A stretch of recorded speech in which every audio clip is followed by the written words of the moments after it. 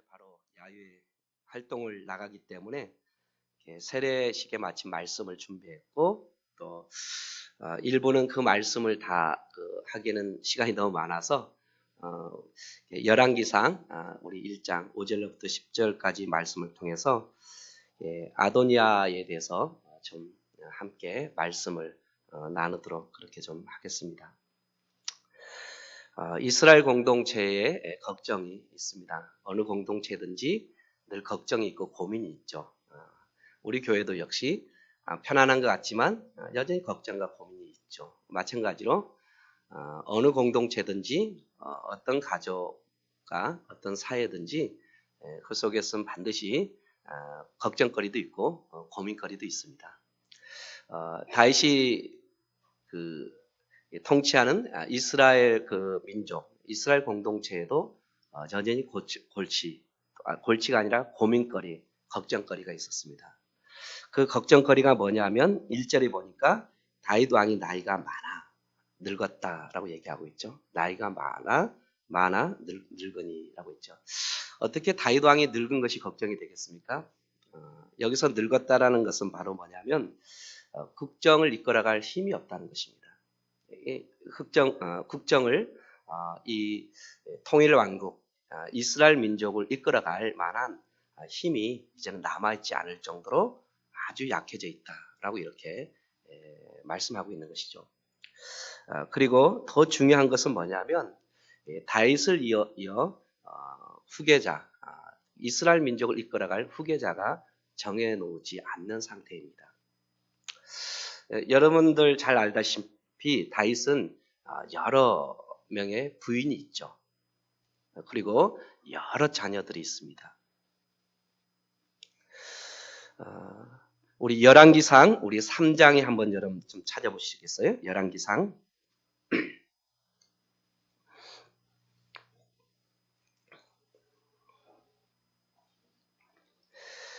여러분 열왕기상 3장에 보면 다윗이 이스라엘 왕이 돼서 이스라엘 민족을 통치한 기간이 약 40년 정도가 되는데요. 그가 어디에서 왕이 됐냐면 헤브론에서 왕이 됐죠, 그렇죠? 그 왕이 돼서 그곳에서 몇 개월 정도, 7년 6개월 정도 헤브론에서 왕이 돼서 7년 6개월 정도 그곳에서 다스리다가 이제 완전한 이스라엘의 통치자가 되어서 약 33년 정도를 예루살렘에 와서 통치하고 그래서 통치 기간이 약 40년이 조금 됩니다. 그래서 헤브론에서 통치하기 시작할 때 그곳에서 자녀들을 낳았는데 우리 여러분 3장 1절에 보면 첫 번째 아들이 뭐냐면 암놈이죠. 그렇죠? 암놈. 첫 아들이 암놈. 두 번째 아들이 누구냐면 다니엘 또 길르압이라고도 하고 다니엘이라 하는 두 번째 아들이 헤브론에서 태어났어요. 세 번째는 여러분도 잘 알다시피 압살롬이죠. 그렇죠? 세 번째 아들이 압살롬이에요. 그 다음에 네 번째 아들이 오늘 소개하는 아도니아가 네 번째 아들이 됩니다. 그리고 다섯 번째 아들이 낳고 이렇게 다섯 번째 아들이 헤브론에서 낳고 이제 여섯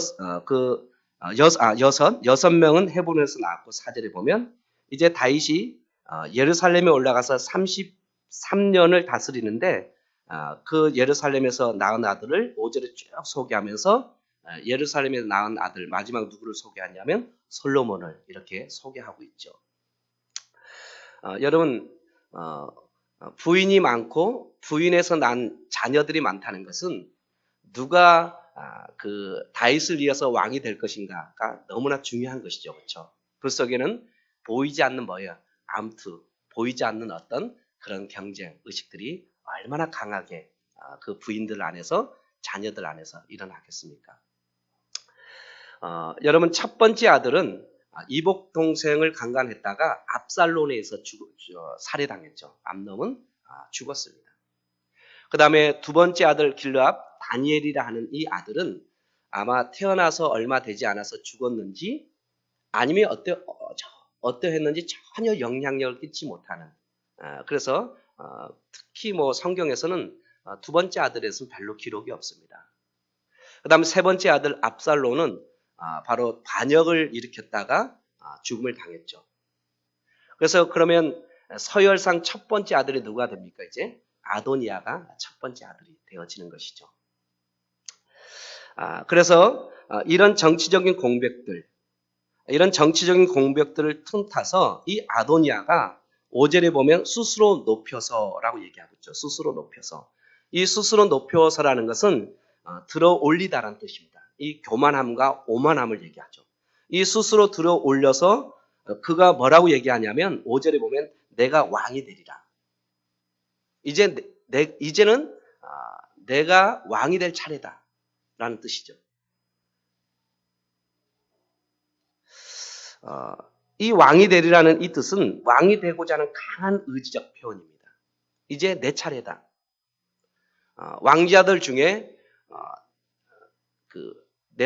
나와 같은 자가 없다. 내가 왕이 돼야 된다. 스스로 그렇게 말하면서 다니는 것입니다. 그렇게 생각했던 이유가 있어요. 이 아도니아가 내가 왕이 돼야 된다. 그리고 스스로 말하면서 이제 나는 왕이다 라고 이렇게 말할 만한 이유가 있어요.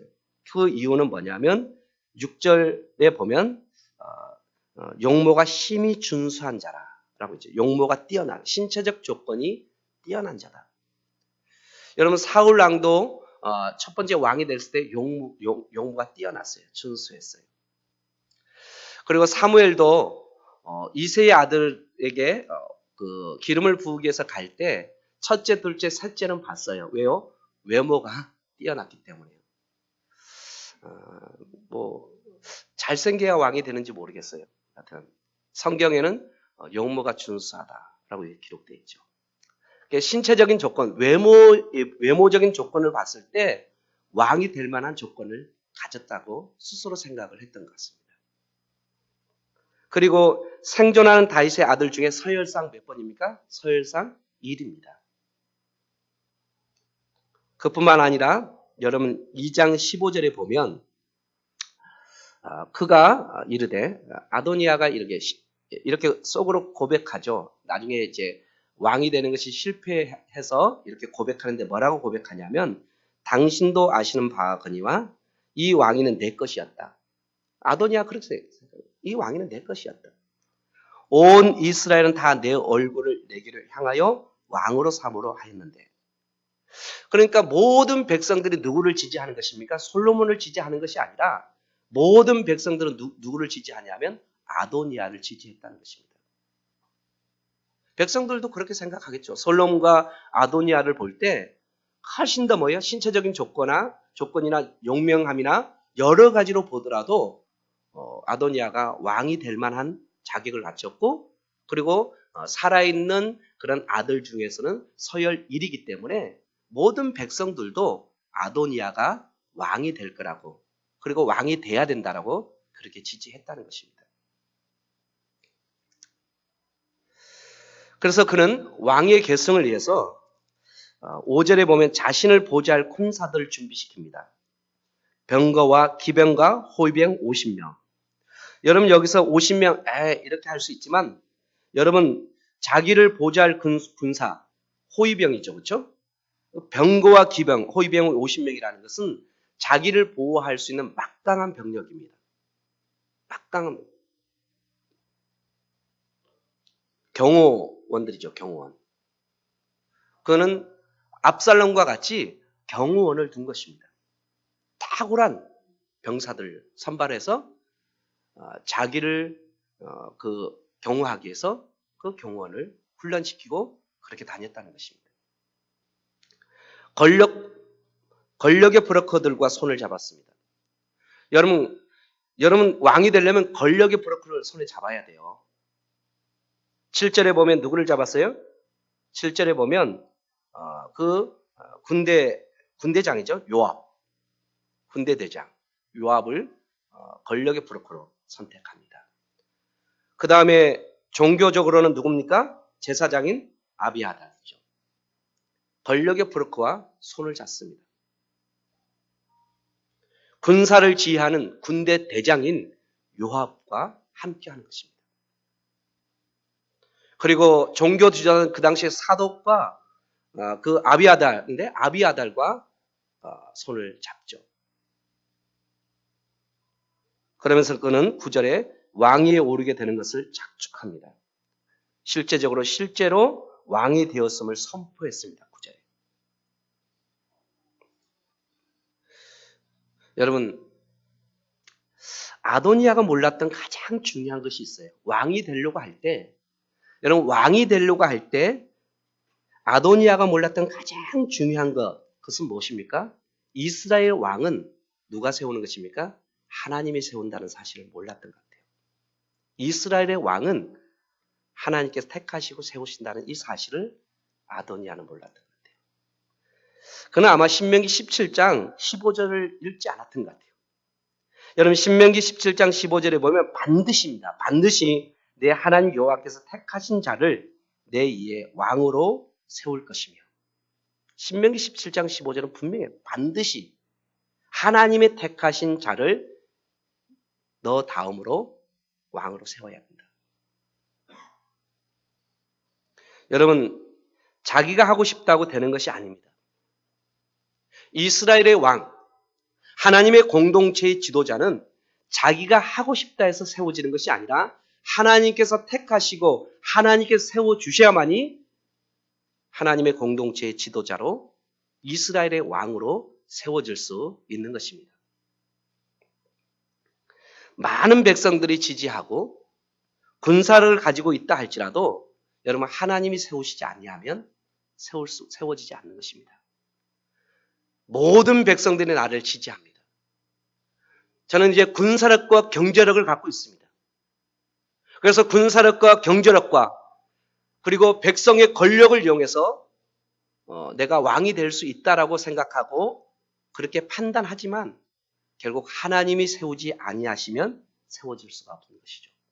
이것이 바로 하나님의 공동체의 속성입니다. 세상은 군사력과 경제력이 있으면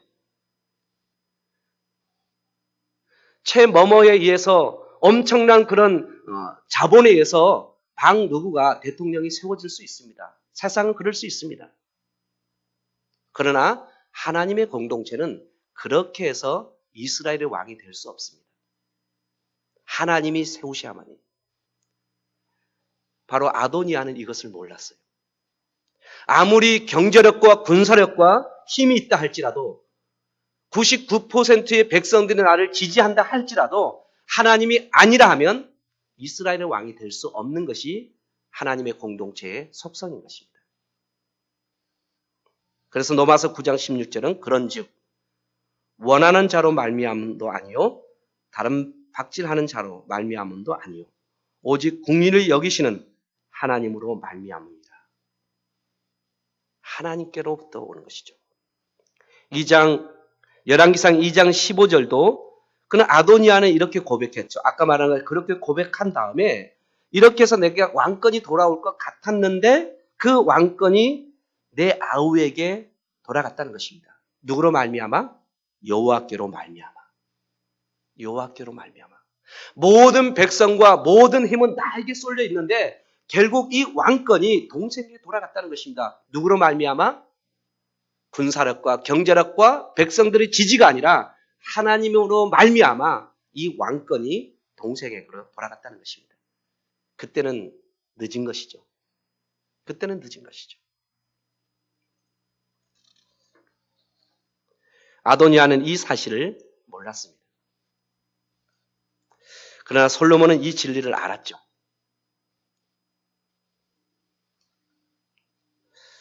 여러분, 2장 우리 24절도 그렇고 3장 7절도 보면 솔로몬은 이 진리를 알았어요. 그럼 누구도 알았습니까? 다윗도 알았습니다. 그리고 역대기 기자도 이 사실을 알았어요. 역대기상 29장 23절에 보면 솔로몬이 여호와께서 주신 왕위에 앉아. 누가 주신? 여호와께서 주신 왕위에 앉아. 솔로몬이요. 근데 누가 그런데 아도니아는 이 사실을 모르고 스스로 높여 왕이 되고자 했으니 얼마나 어리석습니까? 솔로몬도 알았고 다윗도 알았고 역대기 기자들도 다 알았는데 아도니아만 모르는 거예요. 스스로 높이면 왕이 될 줄 알았던 이 어리석은 자가 아도니아죠. 사랑하는 성도 여러분, 하나님이 가장 싫어하는 것은 무엇입니까? 하나님이 가장 싫어하는 것은 교만입니다. 교만함과 오만함이죠.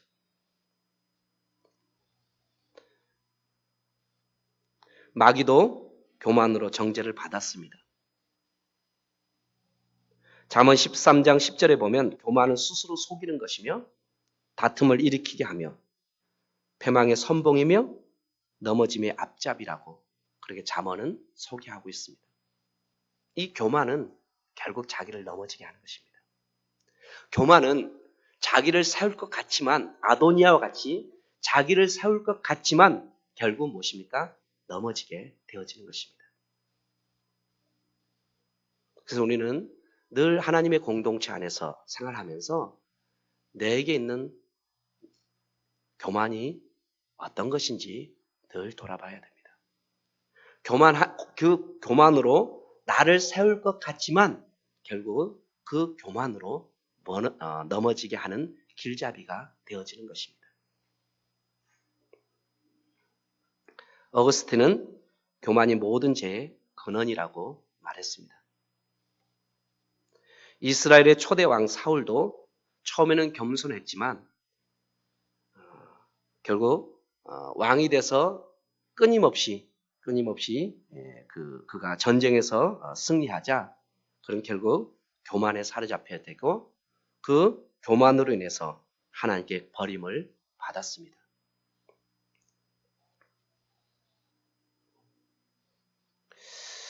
사랑하는 성도 여러분, 교만은 하나님과 주변을 바라보지 못하게 합니다. 교만은 오직 자신만 바라보게 합니다. 오직 자신만요. 자신이 왕이 돼야 된다고 생각하는 거예요.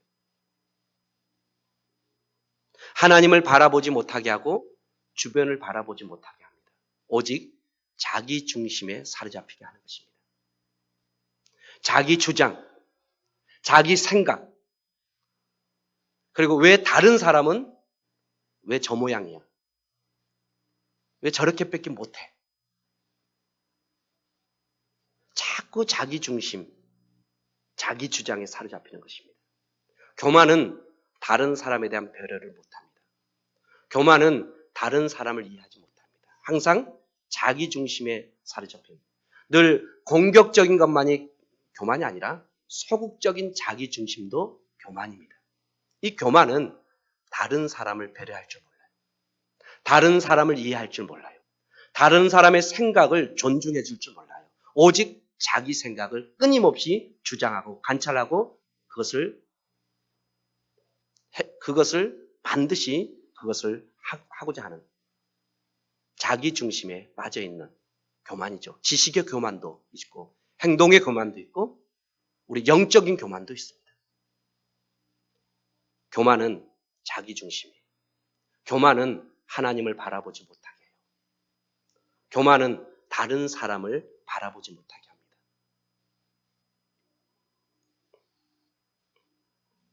아도니아는 하나님을 바라보지 못했죠.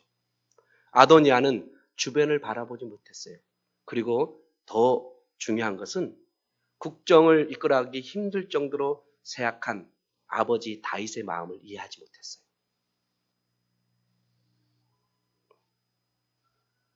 오직 자신의 왕권만을 위해서 그 틈을 이용한 그 아도니아의 모습을 보게 되는 것입니다.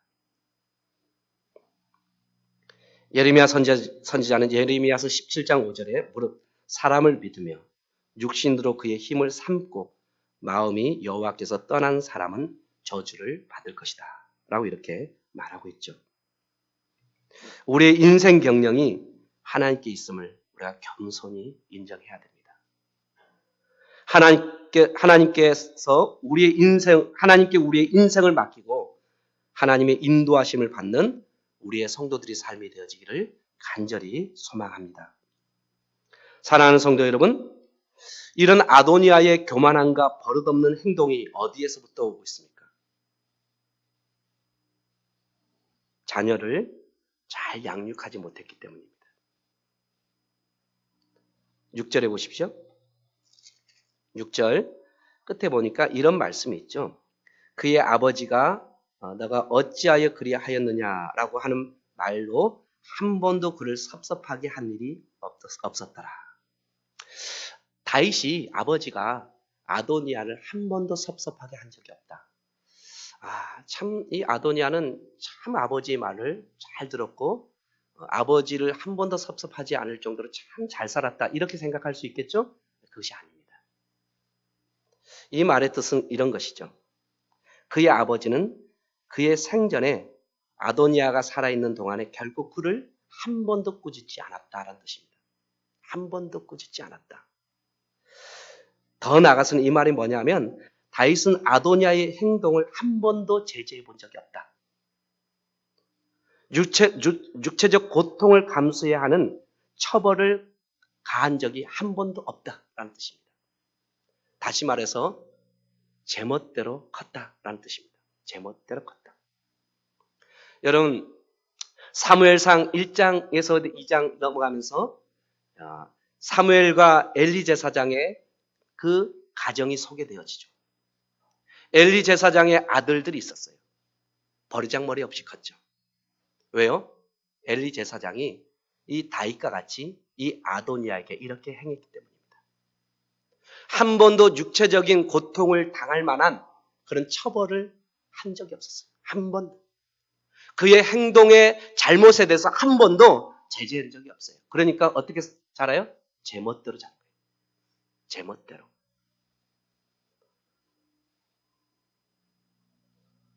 바로 이런 교만과 이런 버릇없는 행동과 이런 오만함과 이런 교만이 결국 어디에서부터 오고 있냐면 자녀의 양육에서부터 오고 있는 것을 보게 됩니다. 요즘 너무 오냐오냐 키우죠. 오냐오냐 키워요. 우리 장로님이나 우리 이렇게 오래 살진 않았지만 우리도 6 식구인데 얻어 터지면서 자랐어요. 얻어 터지면 터진 사람 오히려 욕해요. 부모가.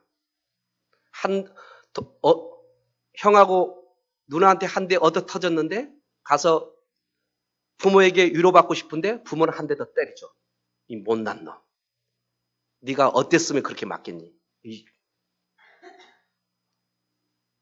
그러면서 컸어요. 근데 이제는 뭐예요? 모든 것을 사줘야 되고 모든 것에 예스 해야 되고 모든 중심이 부모 중심이 아니라 누구의 중심으로 돌아가요? 자녀 중심으로 돌아가는 세계가 됐어요. 오기야, 흠이야, 키워요. 그러니까 애들이 이 세상이 이 우주가 누구 중심으로 돌아가야 돼요? 자기 중심으로 돌아가야 돼요. 그렇게 돌아가지 않으면 못 견디는 것입니다. 못 견뎌. 어떤 것들에서 제재가 들어오거나 어떤 것에 압박이 들어오면 못 견디는 거예요. 왜요? 모든 우주가 자기 중심으로 돌아가야 되는데 나는 그렇게 자랐는데 나는 가정에서부터 그렇게 모든 우리의 그 가정에 우리의 모든 이 사회의 모든 우주의 중심은 나라고 생각하면서 자랐는데 사회생활 딱 들어가니까 아니에요. 못 견디는 거예요.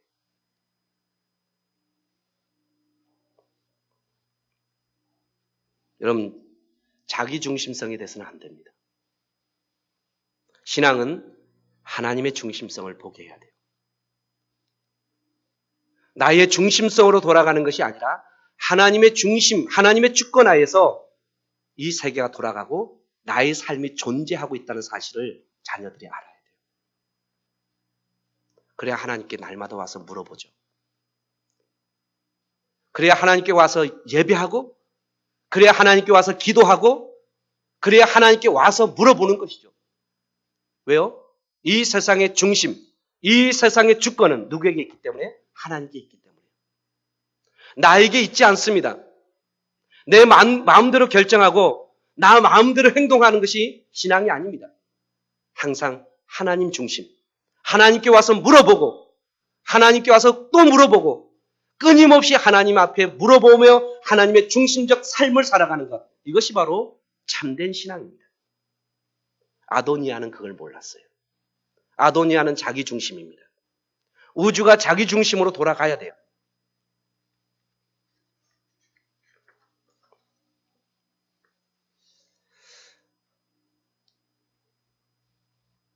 (7절에서부터) (10절까지) 보면 누구의 부름을 받느냐가 중요한 것입니다. 오늘 두 종류의 부름이 있어요. 7절과 9절에 보니까 아도니아의 부름을 받은 사람이 있어요. 여러분, 아도니아의 부름을 받은 사람이 7절에 보니까 누구예요? 군대 장관 요압, 제사장 아비아달. 9절에 보니까 자기의 모든 동생 솔로몬을 뺀 왕이 신하된 유다의 모든 사람들. 이 사람들이 아도니아의 부름을 받았습니다. 이들은 어떻게 됐습니까? 아도니아의 계획이 실패하자 다 놀라 일어나 각기 제 길로 갔습니다. 2장 26절과 27절 보면 아비아달은 제사장직을 면직당합니다.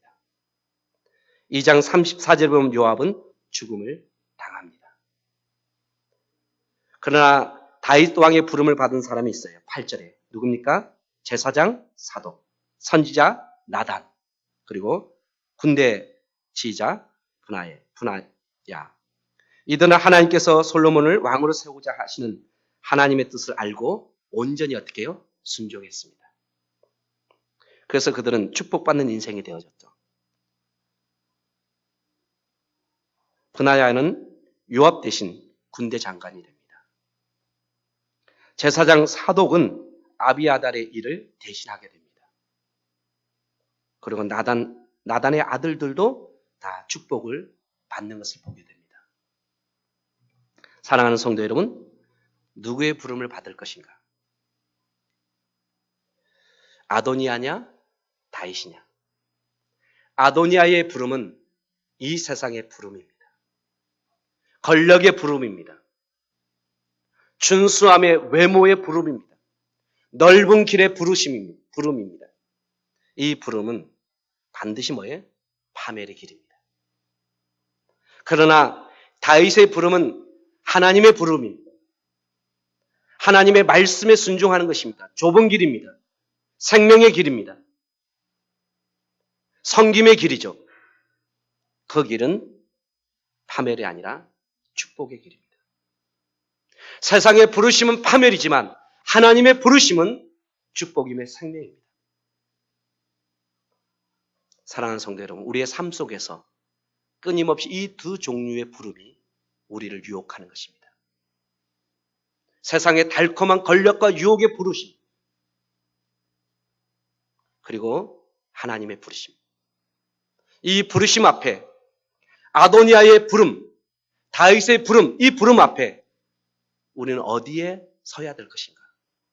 누구의 부름에 응하고 그 길을 갈 것인가? 우리는 다, 목사님 맞습니다. 하나님의 부르심, 다윗의 부르심에 서야죠. 그래야만이 생명이고요. 그래야만이 축복의 길임을 압니다. 그러나 우리의 삶 속에서는 이것이 무너질 수가 있는 것입니다. 그런데 우리의 삶 속에서도 이 믿음, 이 사실을 무너지지 않기를 소망합니다. 아도니아가 아니라 다윗의 부르심 앞에 세상의 권력과 세상의 어떤 것의 부르심이 아니라 하나님의 부르심 앞에 설 때 그 길이 바로 생명의 길이고 그 길이 바로 축복의 길임을 알고 우리가 힘들고 어렵지만 어떤 상황 가운데 있다 할지라도 우리가 하나님의 부르심 앞에 예스하며 하나님의 부르심 앞에 순종하며 그 뜻을 걸어가는 믿음의 성도들의 삶이 되어지기를 간절히 소망합니다. 잠언 9장은 지혜의 부름과 미련한 여인의 부름이 있다고 합니다. 지혜의 부름은 이 부름에 응하는 자는 생명을 얻게 되지만 미련한 여인의 부름에 응하는 자는 죽게 되고 웅북 깊은 곳에 빠지게 된다는 것입니다. 미련한 여인의 부름이 아니라 바로 지혜의 부름, 날마다 다윗의 편, 하나님의 말씀에 응하고 하나님의 말씀에 순종함으로 하나님의 온전하신 뜻을 이루어가는, 그리고 그 뜻에서 하나님이 주시는 생명과 하나님의 주시는 복을 누리는 우리 모든 성도들의 삶이 되어지기를 간절히 소망합니다. 사랑하는 성도 여러분, 하나님이 선택하시고 하나님이 세우셔야만이 진정 세워지는 그 길이 바로 하나님의 공동체의 속성입니다.